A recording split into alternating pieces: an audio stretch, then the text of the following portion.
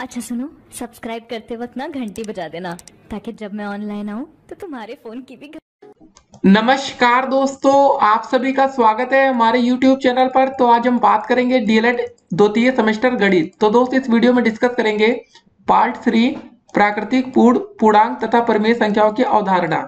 जी हाँ दोस्तों, अगर आप गणित में 25 नंबर चाहते हैं तो आपको हमारे गणित के सारे पार्ट्स को देखना पड़ेगा। तो चलिए दोस्तों शुरू करते हैं आज की पार्ट 3 की वीडियो। और दोस्तों देखेंगे कि प्राकृतिक पूर्ण और पूर्णांक तथा परिमेय संख्याओं की अवधारणा में से कैसे कैसे क्वेश्चन आपके पेपर में आ सकते हैं, उसको देखेंगे। पहले दोस्तों आपको बता देते हैं कि प्राकृतिक और पूर्ण संख्याएं क्या होती है, इसको जरा हम देखते हैं। पहले एक जो होती है दोस्तों वो आपकी सबसे छोटी एवं पहली प्राकृतिक संख्या है। याद रखिएगा दोस्तों, एक सबसे छोटी भी और पहली प्राकृतिक संख्या है। और एक बात और ध्यान रखना है कि किसी भी प्राकृतिक संख्या की अगली संख्या भी प्राकृतिक संख्या होती है। ये सब छोटी छोटी बातें दोस्तों आपको पता होनी चाहिए। पूर्ववर्ती और अनुवर्ती संख्या क्या होती है इसको भी जरा ध्यान में रखिए। एक के अतिरिक्त किसी प्राकृतिक संख्या के ठीक पहले की प्राकृतिक संख्या उसकी पूर्ववर्ती होती है। एक की कोई भी दोस्तों पूर्ववर्ती संख्या नहीं होती। जैसे दोस्तों दो की पूर्ववर्ती संख्या एक तथा तीन की पूर्ववर्ती दो। इसको ध्यान रखना है। अगर दोस्तों दो की पूर्ववर्ती संख्या पूछेंगे तो उसमें क्या होगा, एक। पूर्व का मतलब क्या होता है इसको जरा ध्यान रखिए। पूर्व का मतलब पहले का होता है, ठीक है ना। किसी प्राकृतिक संख्या के ठीक बाद की प्राकृतिक संख्या उसकी अनुवर्ती संख्या होती है। एक किसी भी प्राकृतिक संख्या की अनुवर्ती संख्या नहीं है। याद रखना दोस्तों, आप ऐसा नहीं बोलेंगे कि जीरो की अनुवर्ती संख्या एक होती है। देखिए यहाँ पर लिखा है एक किसी भी प्राकृतिक संख्या की अनुवर्ती संख्या नहीं होती और एक की दोस्तों कोई पूर्ववर्ती संख्या नहीं होती। मतलब एक के पहले कोई नहीं होता और दोस्तों जीरो के बाद मतलब एक को हम नहीं कह सकते, ठीक है ना। इतना हो गया हमारा। उसके बाद दोस्तों आगे चलते हैं हम लोग और देखते हैं। एक की अनुवर्ती संख्या दोस्तों दो होगी और दो की अनुवर्ती तीन। कभी कभी दोस्तों पेपर में आपका ऐसा क्वेश्चन आ जाता है कि पूछा जाता है कि एक की अनुवर्ती दो बार अनुवर्ती बोल दे तो मतलब एक की तो दो हो जाएगा, फिर दो का तीन हो जाएगा। तो हमारी एक की अनुवर्ती सीधे तीन हो जाएगी। ऐसे क्वेश्चन आते हैं पेपर में। अगला क्वेश्चन दोस्तों ऐसे आ सकता है कि 5 अंकों की सबसे बड़ी प्राकृतिक संख्या लिखिए तथा इसकी पूर्ववर्ती व अनुवर्ती संख्या भी बताना है। 5 अंकों की सबसे बड़ी संख्या में 5 बार आप 9 लिख दीजिए। इसकी अगर दोस्तों पूर्ववर्ती करेंगे तो उसमें से हम एक घटा देंगे तो मतलब 9 9 9, 5 बार 9 तो उसमें एक घटा देंगे तो दोस्तों आ जाएगा 9 9 9 9 8। उसके बाद दोस्तों 5 बार 9 लिखेंगे, उसके अनुवर्ती में एक जोड़ देंगे तो दोस्तों आपका कुछ जो ऐसा बन जाएगा उसको लिख लेंगे, ठीक है। इसमें जोड़ देते हैं अनुवर्ती में एक। पूर्ण संख्या दोस्तों किसको बोलते हैं जरा देखिए। जब हम शून्य को भी प्राकृतिक संख्याओं के साथ सम्मिलित कर लेते हैं तो उस प्राप्त संख्याओं को पूर्ण संख्या कहलाती है। पूर्ण संख्या में दोस्तों पहले जैसे प्राकृतिक संख्या 1 2 3 4 5 होती है, पूर्ण संख्या में जीरो को भी सम्मिलित करते हैं। जीरो सबसे छोटी पूर्ण संख्या है। सबसे बड़ी पूर्ण संख्या दोस्तों इनफाइनाइट होती है। याद रखना, सबसे बड़ी कौन सी होती है, इनफाइनाइट। ये सब चीजें हो गई। क्रमागत पूर्ण संख्या दोस्तों ये सब चीजें हो गई, ठीक है ना। पूर्णांक दोस्तों जरा देख लेते हैं। ऐसा समुच्चय जो प्राकृतिक धन तथा ऋण ऋण मतलब माइनस वाला निगेटिव वाला संबंधित संख्याओं के साथ साथ शून्य को भी शामिल कर ले पूर्णांक संख्याओं का समुच्चय कहलाता है। अगर पूर्णांक में दोस्तों देखा जाएगा तो भाई प्लस भी रहेगा, माइनस भी रहेगा, जीरो भी सम्मिलित रहेगा। आगे बढ़ते हैं। ऋण पूर्णांक क्या होता है, निगेटिव इंटीजर्स। ऋण में दोस्तों वही माइनस माइनस वाली संख्या लिख लीजिए आप, -1 -2 ये सब हो गया। पूर्णांक दोस्तों इंटीजर हो गया आपका। इसमें देखिए पूर्णांक आपका 3 प्रकार का होगा। कौन कौन सा, एक तो धन पूर्णांक जिसमें 1 2 3 4 प्लस वाला, शून्य पूर्णांक में जीरो हो जाएगा शून्य संख्या। ऋण पूर्णांक में दोस्तों हो जाएगा -1 -2 -3। शून्य को दोस्तों चिन्ह रहित माना जाता है, अर्थात इसका चिन्ह ना तो धन में आता ना तो ऋण। कभी भी दोस्तों जीरो को आप ऐसे लिख देंगे सिंपली वो ठीक है, लेकिन आप ऐसे जीरो को नहीं लिखिएगा। माइनस का जीरो प्लस का जीरो ऐसे नहीं माना जाता। जीरो सिर्फ जीरो होता है। तो ये हो गया दोस्तों पूर्णांक संख्याओं का सरल रेखा पर निरूपण। तो दोस्तों अगर आपको सरल रेखा पर अगर हम ऐसे बोल दें कि आपको -1 जीरो और 1 को दिखाना, तो आप एक ऐसी लाइन खींचिएगा, बीच में जीरो लिख दीजिएगा, दाएं साइड दोस्तों +1 आप इधर जाएंगे और माइनस में इधर जाएंगे, ठीक है ना। इसको जरा ध्यान में रखिएगा। ये सब चीजें हो गई। आगे दोस्तों क्या होगा इसको जरा देखते हैं। पूर्णांकों की विशेषताएं दोस्तों देखिए, इसमें क्या होता है कि ठीक है, संवरक संवरक मतलब नियम हो गया दोस्तों आपका, क्लोजर लॉ हो गया। ये सब चीजें हो गई, ठीक है ना, कि क्रम विनेयता, ये सब चीजें दोस्तों, ठीक है। इसको आगे चलते हैं हम लोग, क्योंकि अभी आगे आपको ढेर सारी चीजें देखने को मिलने के वाली है। अब दोस्तों चलिए आते हैं हम लोग योगात्मक प्रतिलोम की तरफ, ठीक है ना। योगात्मक प्रतिलोम क्या होता है। अब दोस्तों देखिए योगात्मक प्रतिलोम में क्या हो जाता है कि 3 का योगात्मक प्रतिलोम होगा -3, ठीक है। कभी कभी ऐसे क्वेश्चन आते हैं कि अगर 3 का योगात्मक प्रतिलोम पूछेंगे तो इसका आंसर क्या हो जाएगा, -3 हो जाएगा। और माइनस अगर कभी ऐसे पूछे दोस्तों कि -3 का योगात्मक प्रतिलोम क्या होगा तो इसका हो जाएगा +3। इसको ध्यान में रखिएगा, प्लस का माइनस हो जाएगा, माइनस का प्लस हो जाएगा। अब बारी आती है गुणात्मक तत्समक, ठीक है, गुणन के नियम दोस्तों, ये सब चीजें हो गई। तो सम विषम पूर्णांक क्या होता है दोस्तों, सम संख्या विषम संख्या, ये सब बातें आप समझ रहे होंगे, ठीक है ना। जैसे देखिए, दो से पूर्णतः विभाजित ना होने वाले पूर्णांक को विषम पूर्णांक कहते हैं, जिसमें दोस्तों दो से भाग ना जाए। जैसे एक हो गया, तीन हो गया, एक भी होता है, याद रखना है दोस्तों, सम पूर्णांक विषम में, ये विषम की बात हो रही फिलहाल अभी, विषम में एक भी होता है। और सम पूर्णांक में दोस्तों जिसमें दो से भाग चला जाए, मतलब 2 4 6 या माइनस का 2 4 6, ये सब, ठीक है। यहाँ तक हो गई बातें। पूर्णांक हो गया दोस्तों परिमेय संख्याओं की अवधारणा। जी हाँ दोस्तों, परिमेय संख्या किसको कहते हैं, इसको भी जरा देख लेते हैं हम लोग। अब परिमेय संख्या में दोस्तों क्या है, इसको थोड़ा सा जूम करेंगे अब हम लोग। देखिए, जो संख्या दोस्तों a बटे बी या p अपान क्यू में लिखी जा सके, ठीक है, और a और b मतलब पूर्णांक हो, और दोस्तों जो नीचे आप लिखे ना कि p अपान क्यू या a अपान बी के, तो नीचे वाली संख्या जीरो नहीं होनी चाहिए, याद रखना, ये जीरो ना हो नीचे वाली संख्या, ठीक है। ये सब चीजें हो गई, पूर्णांक दोस्तों हम पहुंच चुके हैं, ठीक है। तो परिमेय संख्या दोस्तों हमें पता चल चुका, p अपान क्यू में लिखे। अब बात आती है अपरिमेय संख्या। दोस्तों ये करेडी का संख्या जो पूर्ण वर्ग आदि ना हो। अब देखिए दोस्तों, जैसे क्या करें, अंडर रूट 4, ये दोस्तों आपका परिमेय संख्या बन जाएगा। लेकिन अगर हम बात करें अंडर रूट 2, ये आपका अपरिमेय है, ठीक है, क्योंकि दोस्तों अंडर रूट 4 को हम 2 लिख सकते हैं, क्योंकि पी अपन क्यू में इसको 1 कर देंगे, पी अपन क्यू हो गया। तो मतलब ये समझिए कि जिसका पूर्ण वर्ग ना हो वो अपरिमेय संख्या होता है। ये हो गया दोस्तों, इतनी बातें यहाँ तक हम पहुंच गए हैं। अब आगे चलते हैं, बात आती है पूर्णांक संख्याओं की। तो पूर्णांक हमने देख लिया था, धन, ये सब, ठीक है ना। तो ये हो गया संवारक नियम, ये सब दोस्तों हो गया, ठीक है। जितने भी दोस्तों देखिए क्वेश्चन आए उसको आप करते हुए चलना है, कुछ भी छूटना आपसे नहीं चाहिए। देखिए दोस्तों, कुछ ऐसे उदाहरण दिए गए, इसको जरा हम देख लेंगे, नहीं तो फिर आप परेशान होंगे। उदाहरण में क्या दिया गया था कि किस नियम के आधार पर निम्नलिखित कथन सत्य है। जैसे दोस्तों लिखा था 12 + 13, 13 + 12, इसका आंसर होगा योग का क्रम विनिमय नियम। इसको जरा ध्यान में रखिएगा, कौन सा, योग का क्रम विनिमय नियम है। 19 + 9, 9 + 19, ये भी योग का क्रम विनिमय नियम है। 10 × 18 लिखा है, या 18 × 10, दोनों का मान देखिए एक ही होता है ना, तो ये दोस्तों होगा गुणा का क्रम विनिमय नियम। इसको जरा ध्यान रखेंगे, पहला वाला योग का क्रम विनिमय नियम है, दूसरा वाला गुणा का क्रम विनिमय नियम। दूसरा मतलब तीसरा क्वेश्चन बात करें, दूसरा वाला भी योग वाला ही था। फिर 11 × 17 लिखा, 17 × 11, तो गुणा का क्रम विनिमय नियम है। और P × Q और Q × P, मतलब गुणा का क्रम विनिमय नियम। ऐसे क्वेश्चन देखिए, हम आपको एग्जाम्पल इसलिए बता रहे हैं कि ऐसे क्वेश्चन पेपर में आए तो आपको दिक्कत ना हो। निम्नलिखित में से रिक्त स्थानों की पूर्ति आपको करना है दोस्तों। अब यहाँ पर क्या लिखा है कि आगे लिखा 8 × 7, तो दोस्त यहाँ पर हो जाएगा 7 × 8, 5 × 9, तो यहाँ हो जाएगा 9 × 5, ठीक है। इसका आंसर हम आपको दिखा भी देंगे, नहीं तो फिर आप परेशान होंगे, ठीक है ना।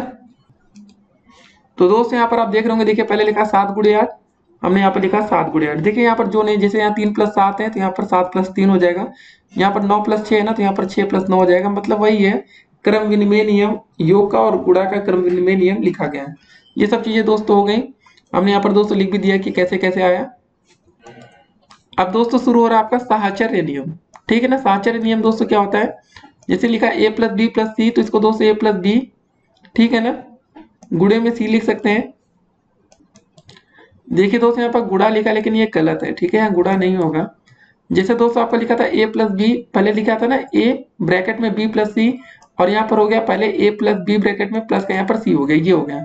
जैसे दोस्तों दूसरा एग्जाम्पल आप देख सकते हैं, यहाँ पर भी दोस्तों गलती है, यहाँ पर इनको लिखना चाहिए था 2 प्लस का ब्रैकेट में 3 + 5, तो दोस्तों हो जाएगा आपका पहले पहले ब्रैकेट में 2 + 3 फिर +5। देखिए जोड़ने पर 3 × 2 = 5, 5 × 10 आता है, फिर यहाँ पर 5 × 3 = 8, 2 × 10। तो दोस्तों देख रहे होंगे आप लोग की गणित की किताब में भी कितना गलत दे रखा है। जी हाँ दोस्तों, इसको फिर से हम बता देते हैं। साहचर्य नियम में ये था कि जैसे दोस्तों हम लिखते हैं a प्लस का ब्रैकेट में b + c, तो दूसरे ब्रैकेट में दोस्तों हम पहले इसको ऐसे लिख सकते हैं ना, पहले में a + b ब्रैकेट में लिख ले प्लस का c, जोड़ने पर हमारा वही आना चाहिए। साहचर्य नियम हो गया ये गुणा का, फिर आगे साहचर्य नियम आता है। जैसे a गुणे दोस्तों ब्रैकेट में b × c है, तो पहले ब्रैकेट में हम a × b कर लेते हैं, इंटू गुणे में c। ये सब चीजें हो गया, गुणा का हो गया, योग का हो गया, ठीक है। वैसे दोस्तों इसके कुछ एग्जाम्पल है, आप इसको समझ सकते हैं, देख सकते हैं। इसको बोलेंगे योग का साहचर्य नियम, और नीचे वाला हो गया आपका गुणा का साहचर्य नियम। हम इसलिए बता रहे दोस्तों कि अगर आपका बहुविकल्पी अति लघुत्तरी में ऐसे क्वेश्चन आए तो आप इसको कर सकें, ठीक है ना। जिसको सिद्ध करना है ये सब करना है, ठीक है। तो ये लिखा है 45 + 17 प्लस का 38, 55 + 45, 55 प्लस 45 है। तो दोस्तों आपका बायां पक्ष क्या लिखा है, 45 प्लस 17, ठीक है ना, प्लस का 38। अब दोस्तों यहाँ पर आप देख रहे होंगे कि इसको कैसे सॉल्व किया गया है, कि लिखा गया है कि 45 और दूसरे ब्रैकेट में लिख दिया गया हमारा 17 प्लस 38। यहाँ पर प्लस का चिन्ह है, मतलब कुछ भी लिख रहे हैं बुक वाले गलत गलत, ठीक है ना। यहाँ पर ऐसे लिख लिया हमने, तो इसको लिख सकते हैं 45 प्लस का ये 55 हो गया, और बराबर दोस्तों 55 प्लस 15 हो गया। ये योग का क्रम विनिमय नियम से हुआ है, ठीक है, योग का क्रम विनिमय नियम। तो गाइस अगर आपकी थोड़ी बहुत प्रैक्टिस होगी तभी आप इसको कर सकते हैं। तो दोस्तों दूसरा क्वेश्चन करने से पहले हम थोड़ा इसको मिटाते हैं। क्वेश्चन क्या था हमारा कि 48 गुणे 43, ठीक है, बराबर 43 गुणे 3 गुणे 16। इसको दोस्तों हम क्या लिखेंगे, 16 गुणे 3 कर देंगे 48 आ जाएगा, 48 गुणे 43 बन जाएगा। ये दोस्तों हमारा हो जाएगा गुणा के क्रम विनिमय नियम से, ठीक है ना। थोड़ा सा इधर उधर हेर फेर करते हैं बस, और कुछ नहीं है। वितरण अथवा बंटन नियम दोस्तों ये अब आ गया आपका।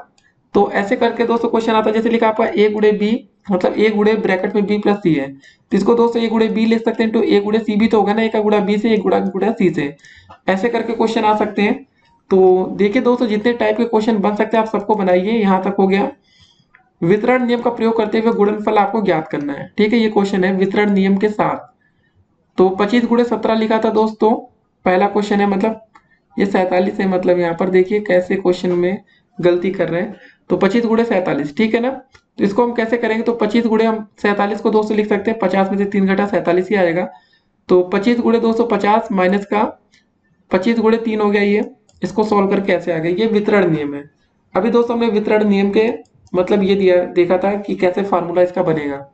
अब दूसरा क्वेश्चन दोस्तों जैसे हमारा था,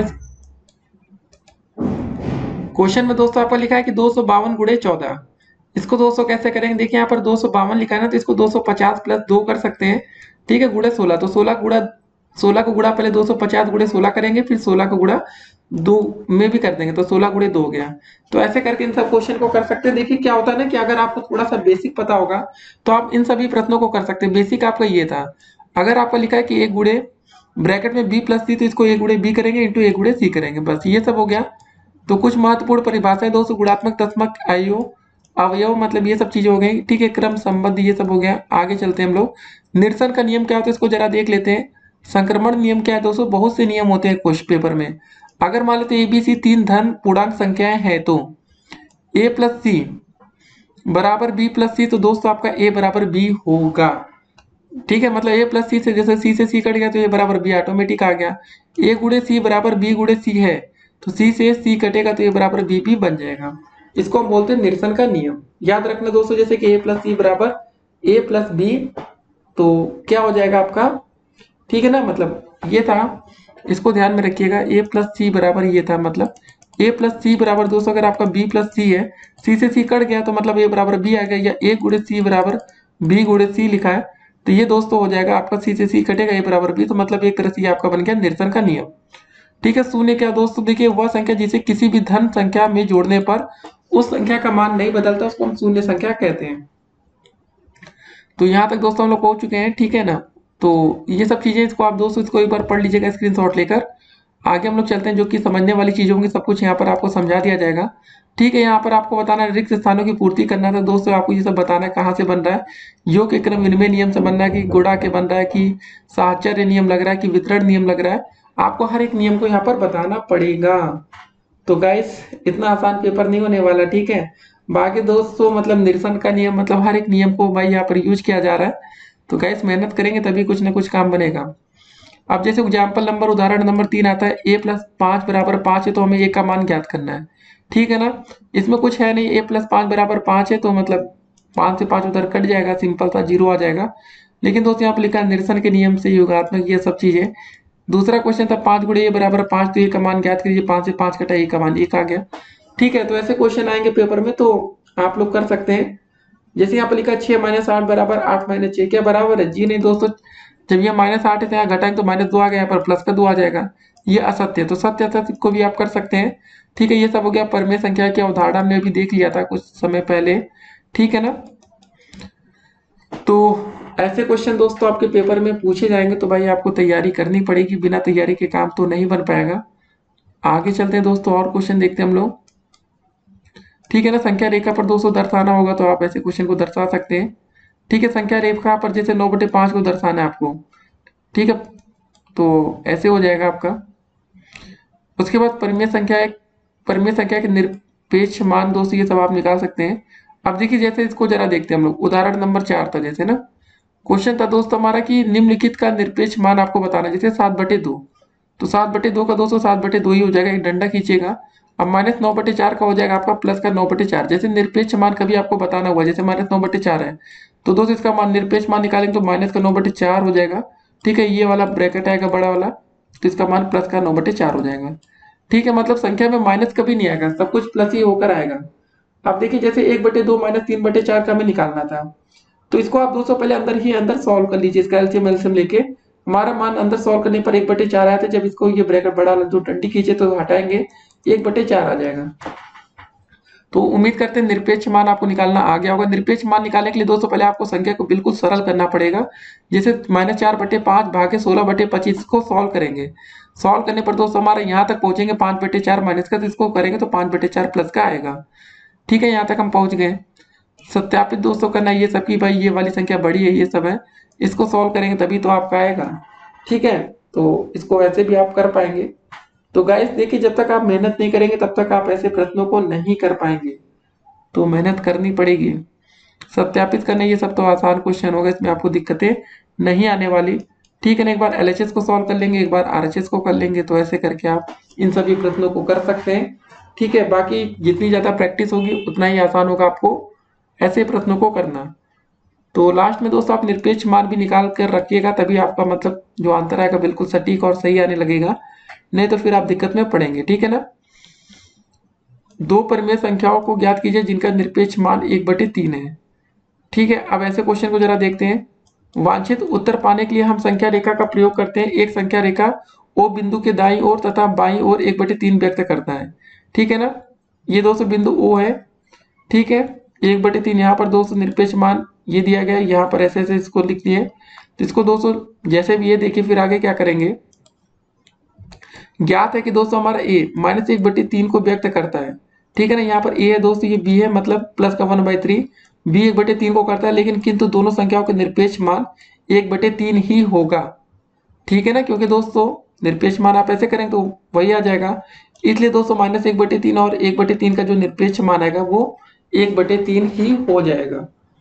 ये सब चीजें होंगी दोस्तों, ऐसे क्वेश्चन आ सकते हैं पेपर में। अगला क्वेश्चन है दोस्तों कि 5/9 और -13/9 को जोड़ना है, तो जोड़ घटाना आप सिंपली कर सकते हैं। जोड़ हो गया, इसको भी जोड़ना है, ये भी हो जाएगा, इसको भी जोड़ना है। ठीक है, जोड़ घटाने वाले क्वेश्चन उम्मीद करते हैं आप लोग कर लेंगे। उदाहरण नंबर 12 तक जोड़ना है। परिमेय संख्याओं का धनात्मक व्युत्क्रम अथवा ऋणात्मक व्युत्क्रम। ठीक है, व्युत्क्रम भी आप निकाल सकते हैं। 2/3 में से 3/4 को घटाना, तो 2/3 - 3/4 हो जाएगा। ऐसे क्वेश्चन आप घटाना वाला भी कर लेंगे, गुणा भी आप लोग कर सकते हैं। परिमेय संख्याओं के व्युत्क्रम करना है। परिमेय संख्याओं के व्युत्क्रम कैसे करेंगे इसको जरा देखते हैं। यदि P/Q तथा R/S ऐसी परिमेय संख्या है, जैसे P/Q × R/S बराबर 1, तो P/Q 200R/S का व्युत्क्रम कहलाता है। तो ये सब चीजें होगी दोस्तों, ये देखिए आपको एग्जाम्पल के थ्रू समझाते हैं।